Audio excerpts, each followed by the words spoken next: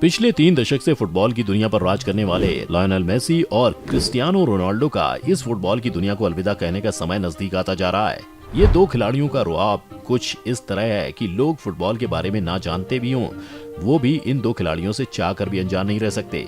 Cristiano Ronaldo एक prime athlete की परिभाषा है। अगर इंसान को कभी मशीन का दर्जा दिया जाए तो सबसे पहले इसी गोल स्कोरिंग मशीन का नाम सामने आएगा। जहां तक बात रही मेसी की, तो ये फुटबॉल के एक आर्टिस्ट हैं। फुटबॉल की पिच पर अपना कैनवस बनाकर उस पर अपनी कलाकारी दिखाना इन्हें बखूबी आता है। फुटबॉल के इतिहास में ऐसे कई खिलाड़ी रहे हैं जिन्हें गोट यानी ग्रेटेस्ट ऑफ ऑल टाइम का दर्जा दिया गया है और छीना भी गया है, लेकिन इस डिबेट में इन दो खिलाड़ियों से ज्यादा किसी का नाम शामिल नहीं किया गया होगा।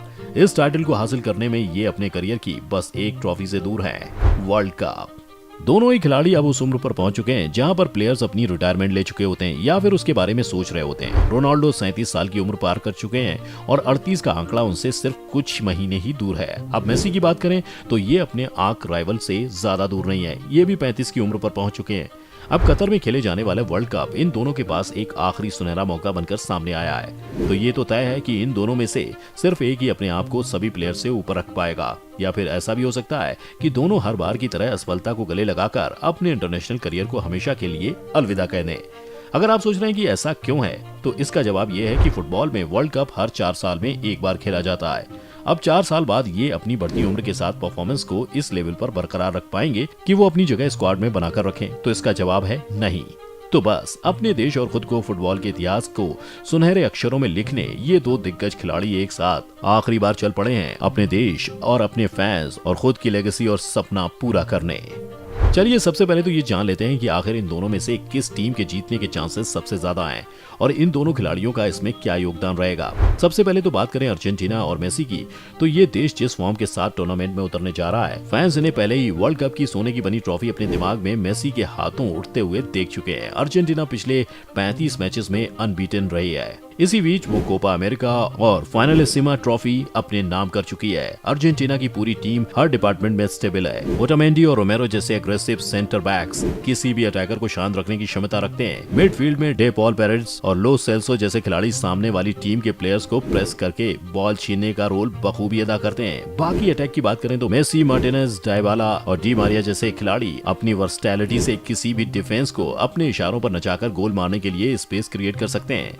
अगर आप सोच रहे हैं कि इन सब में मेसी का क्या रोल रहेगा, तो सबसे पहले एक कप्तान होने के नाते उन्हें अपने प्लेयर्स को मोटिवेट रखना और इसी के साथ पूरी टीम की फॉर्मेशन को होल्ड करने की जिम्मेदारी इन्हीं के कंधों पर होगी। कैप्टेंसी को साइड में रख दें तो बतौर प्लेयर इन्हें मिडफील्ड और अटैकर्स के बीच में लिंक बनाकर खेलना होगा। बीच पिच में ड्रॉप करके बॉल की मूवमेंट और पोजीशन को इंश्योर करना होगा और इसी के साथ ऑपोजिशन बॉक्स को पेनिट्रेट करके गोल मारना और इसी के साथ अपने टीममेट्स के लिए गोल मारने की अपॉर्चुनिटी क्रिएट करना। कुल मिलाकर बात साफ है कि मेसी के कंधों पर अपनी टीम के अटैक और मिडफील्ड को होल्ड करके रखने की बहुत बड़ी जिम्मेदारी है। अब बात करें क्रिस्टियानो रोनाल्डो की, पुर्तगाल की, तो इनका रोल मेसी के मुकाबले काफी अलग है। एक कैप्टन होने के नाते इनका रोल मेसी की ही तरह रहेगा।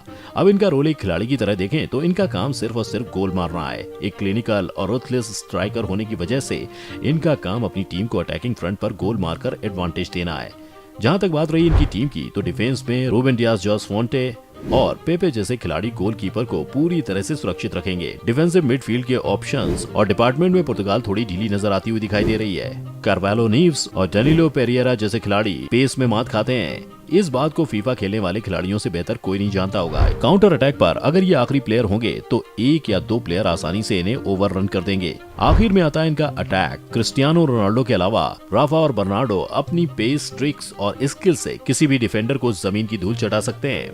जहां तक बात रही क्रिस्टियानो रोनाल्डो इस टीम में क्या रोल अदा करेंगे, तो आप ये समझ लीजिए कि रोनाल्डो टीम में गोल मारने के लिए लाए गए हैं। बर्नार्डो सिल्वा और ब्रूनो फर्नांडिस जैसे क्रिएटिव प्लेयर्स का काम सिर्फ और सिर्फ रोनाल्डो को ऑपोजिशन हाफ में बॉल पहुंचाना है। अपनी उम्र की वजह से रोनाल्डो हाई प्रेस में अपना पार्ट तो प्ले नहीं कर सकते हैं। इसी वजह से वो हाफ लाइन पर 2 डिफेंडर्स के बीच टहलकर अपनी प्रेजेंस सामने वाली टीम को महसूस कराते रहते हैं। 37 साल के होने के बावजूद भी रोनाल्डो आज के समय के सबसे क्लिनिकल स्ट्राइकर समझे जाते हैं। जब तक रोनाल्डो को विंग्स और सेंटर से से एक अच्छी सप्लाई मिलती रहेगी।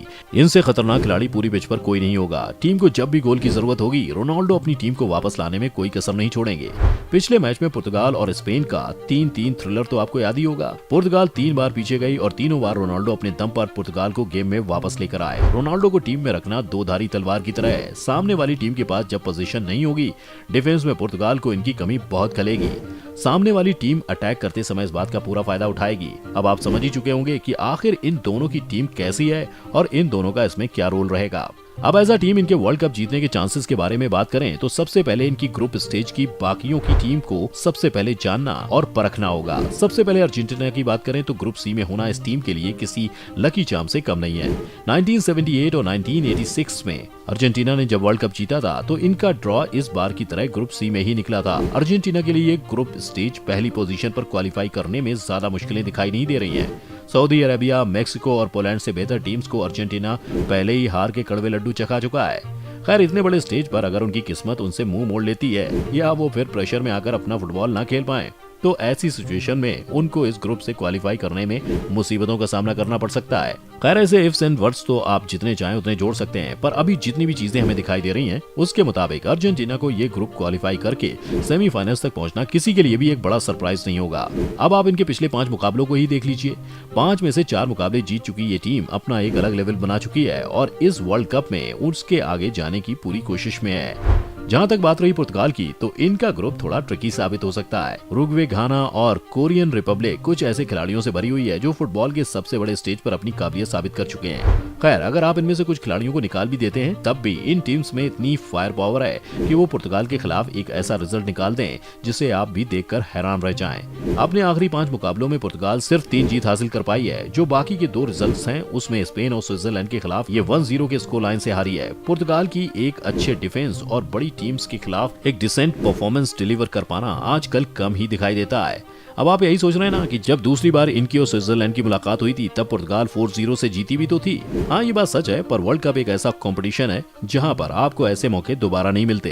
अगर एक भी गेम आपके फेवर में न जाए तो उसको उसी समय पीछे छोड़कर आगे आने वाले मैच पर फोकस करना ज्यादा जरूरी बन जाता है। फुटबॉल एक ऐसा खेल है जहाँ आप कभी भी किसी भी समय फॉर्म में आ सकते हैं, चाहे वो डिफेंडर के लिए सिर्फ एक टैकल मार के हो, गोलकीपर के लिए एक पेनाल्टी सेव हो या फिर स्ट्राइकर के लिए विनिंग गोल मारना हो। इन दोनों खिलाड़ियों के लिए फॉर्म नाम का शब्द एग्जिस्ट नहीं करता। इनकी प्रेजेंस ही सामने वाली टीम को डोमिनेट करने के लिए काफी है। फिर भी एक बार इनके इस सीजन के स्टैट्स के बारे में बात करें तो क्रिस्टियानो रोनाल्डो इस समय अपनी पुराने सीजन की परछाई का पीछा करते हुए नजर आ रहे हैं। रोनाल्डो ने इस पूरे सीजन हर कंपटीशन में सिर्फ 2 गोल और 1 असिस्ट अपने नाम हासिल किया है। जी हाँ, ये सच है। रोनाल्डो के इस स्टैट को अपनी आंखों के सामने देखकर यकीन करना आसान नहीं है।